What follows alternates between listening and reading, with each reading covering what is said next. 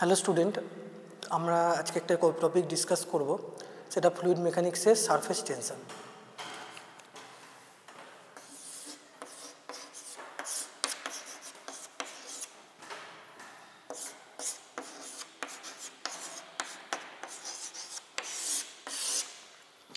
আমরা জানি যে আমরা একটা হাওয়ার সমুদ্রে বাস করি, তেমনি আমাদের জলেও থাকে, জল এবং সমুদ্র আমাদের চারদিকে আছে। তো কী হয়, আমরা সারফেস টেনশন যখন আলোচনা করি, আমরা ধরো একটা জার নিলাম, সেই জারের মধ্যে ওয়াটার আছে।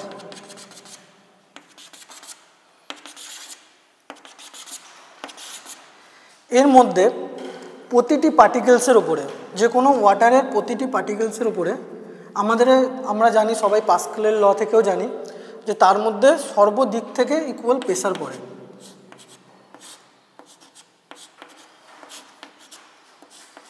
ইকুয়াল প্রেসার পড়ছে। কিন্তু যখন আমরা কোনো জলের লেয়ার দেখি উপরে, সেই ক্ষেত্রে যখন আমার সেই পার্টিকেলসটা কোনো সারফেসের দিকে থাকে, সেই ক্ষেত্রেও তো এরকম প্রেসারটা পড়ে।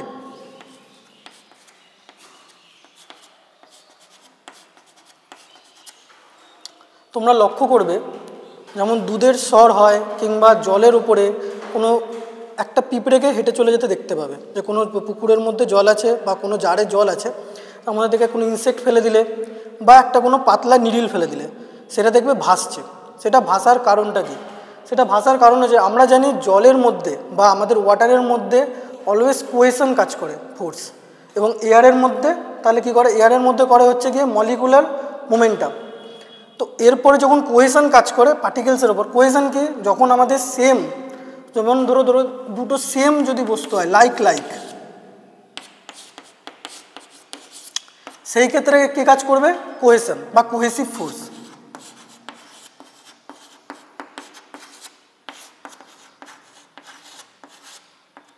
আর যদি লাইক আনলাইক ম্যাটেরিয়াল থাকে, যেমন হচ্ছে গিয়ে ধরো দুটো বিভিন্ন ম্যাটেরিয়ালের মধ্যে যদি যে আকর্ষণটা তৈরি হবে, যেখানে ধরো এখানে এয়ার আছে তো, এই জায়গাতে এয়ার আছে, এবার এই এয়ার আর এই ওয়াটারের মাঝখানটাতে, এইখানটার যে ফোর্সটা তৈরি হবে, এই ফোর্সটা হচ্ছে আমাদের অ্যাডেশন ফোর্স। তার মানে যখন হবে লাইক আনলাইক,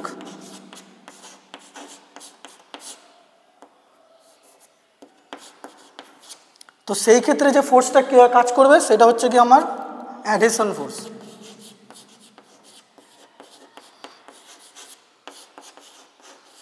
আচ্ছা, তো অ্যাডেশন ফোর্স, তাহলে আমাদের ওই নিডেলটা কিংবা আমাদের ওই পিঁপড়েটা সেই জলের উপর দিয়ে ভেসে থাকে কেন?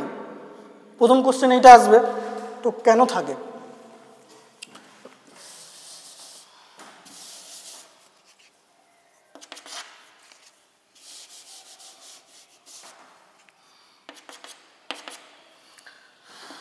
এটার উপর তো ক্রিয়া করছে সব জায়গা থেকে বল, সমান বল, সমান প্রেসার কাজ করছে, যেটা এই সারফেসের উপর দিয়ে আছে যে পার্টিকেলসটা, তার উপরেও তো ক্রিয়া করছে সব জায়গা থেকে বল, ইকুয়াল প্রেসার কাজ করছে। এবার এইখানে তো আমার এয়ার আছে আর এখানে আমার ওয়াটার আছে, তো কি হয়, এই যে পোর্শনটা থাকে, এই পোর্শনটার উপরে বিভিন্ন, বললাম unlike material, unlike particles, like unlike হলে সেখানে অ্যাডেশন ফোর্স কাজ করে। এর উপরে একটা অ্যাডেশন ফোর্সও কাজ করছে, যেটা কাজ করছে এরকমভাবে।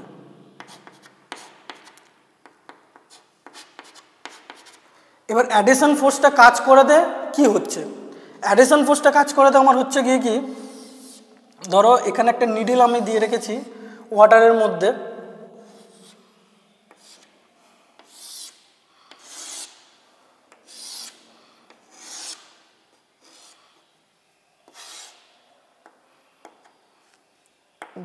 ওয়াটারের মধ্যে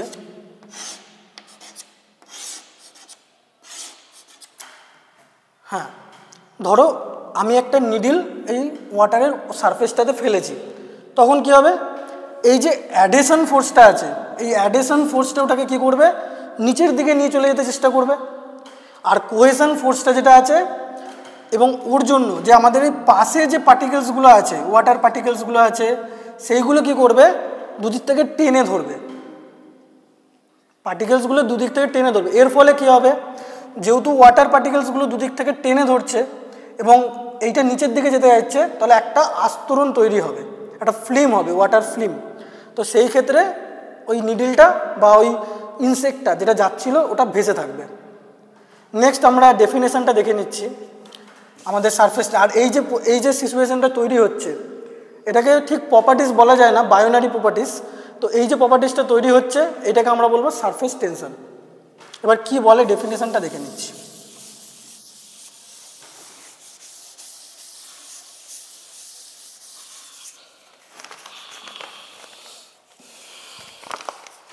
ডেফিনেশনটা হচ্ছে, it is a property, it is a property of surface, it is a property of surface and liquid surface, liquid surface molecules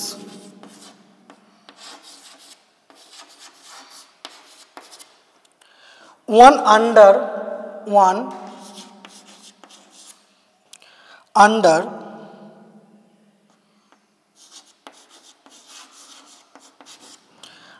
the influence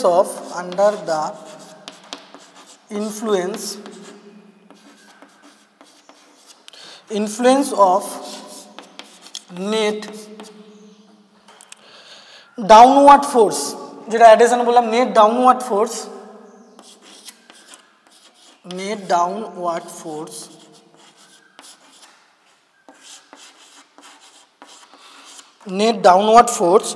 to overcome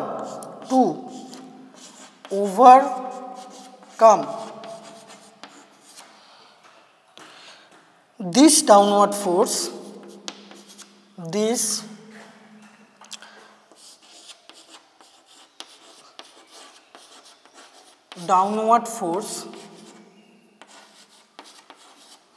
to overcome this downward force, the surface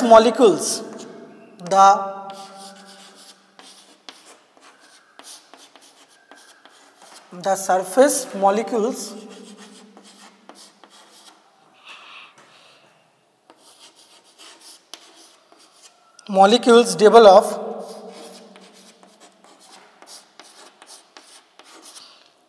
strong cohesive force.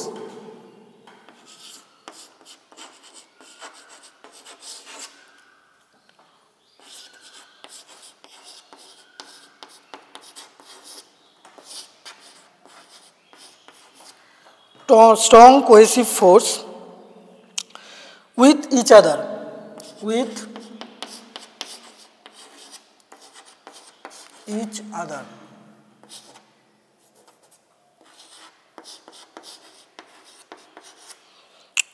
so the whole liquid surface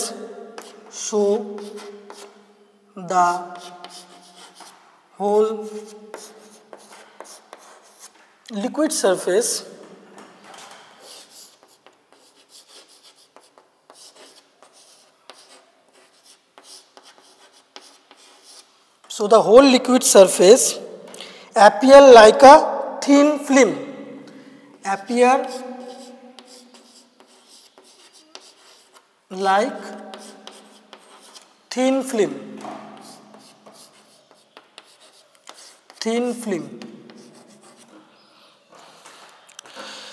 which is in tension, which is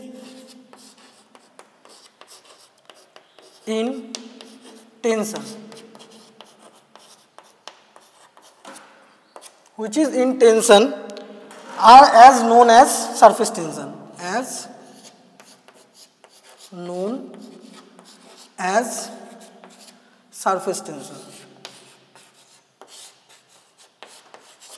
surface tension.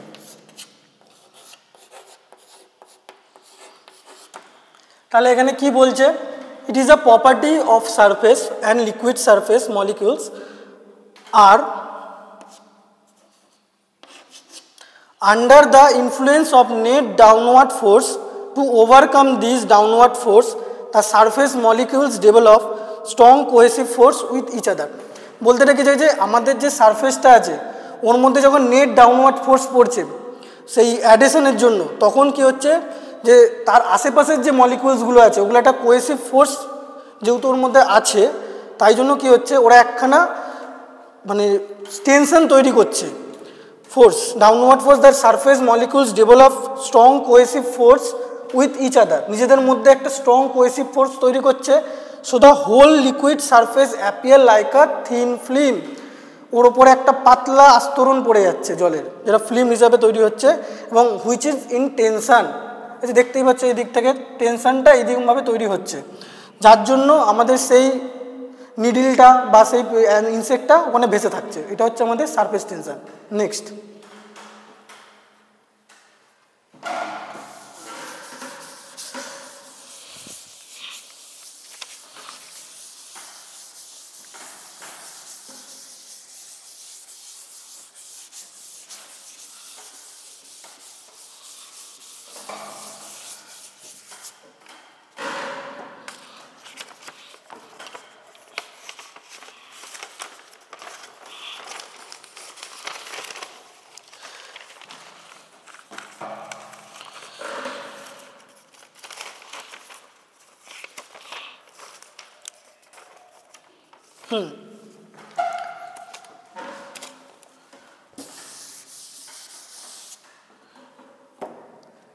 Surface টেনশনের উপরে ভিত্তি করে ধরো আমাদের একটা tap খোলা আছে, তো ওর মধ্যে থেকে তুমি দেখতে পারবে এরকম লিকুইড জলটা পড়ছে, তো নিচের দিকে গিয়ে ওটা যে ড্রপলেটটা পড়ছে এরকমভাবে, এরকম একটা হবে ড্রপলেট।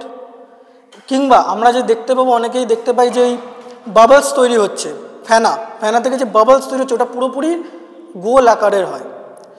আসলে গোল আকার বলা উচিত না, ওটা হচ্ছে কি 360। ওর ভেতরে যখন আমাদের স্পেয়ারটা তৈরি হয় না, এরকমভাবে একটা স্পেয়ার দেখতে পাও, ওর মধ্যে আসলে 360 ডিগ্রিতে ইকুয়াল প্রেসার থাকে, যেটাকে সোপ বাবল বলি, সোপ বাবল যেটাকে। আর একটা লিকুইড ড্রপলেট যখন পড়ে সেক্ষেত্রেও সেটা একটা পুরো একটা স্পেয়ার বা একখানা সার্কেলের আকার নেয়। নেক্সট, আর একটা জিনিস নিয়ে আমরা এই সারফেস টেনশন দিয়ে আলোচনা করি, সেটা হচ্ছে আমাদের লিকুইড জেট। তো আমরা একটা একটা করে একটু আলোচনা করে নিই কি জিনিসটা। ধরো সবার আগে লিকুইড ড্রপলেট, মনে করলাম এটা একটা লিকুইড ড্রপলেট মানে ওই যে ওয়াটার পড়ছে ওর যে ড্রপটা, ঠিক আছে, ওটা ড্রপলেট। তো ড্রপলেটের মধ্যে এই তো একটা ড্রপলেট, তো এর মধ্যে থেকে আমার ইনার প্রেসারটা কোনটা হবে? ধরো এখান থেকে একটা ইনার প্রেসার দিচ্ছে।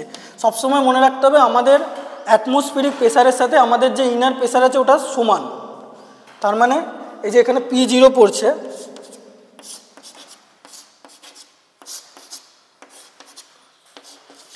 এখানে P0 ইকুয়াল টু PI হয়, ঠিক আছে।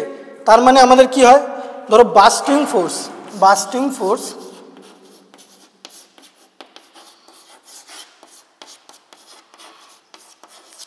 সবসময় আমাদের রেজিস্টিং ফোর্সের সাথে ইকুয়াল হয়।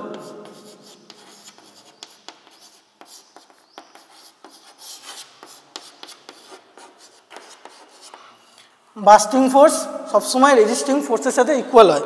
তো আমরা এটাকে অ্যানালাইজ কী করে করব? ধরো একটা লিকুইড আছে, মানে লিকুইড ড্রপলেট, এটা হচ্ছে লিকুইড ড্রপলেট। ধরো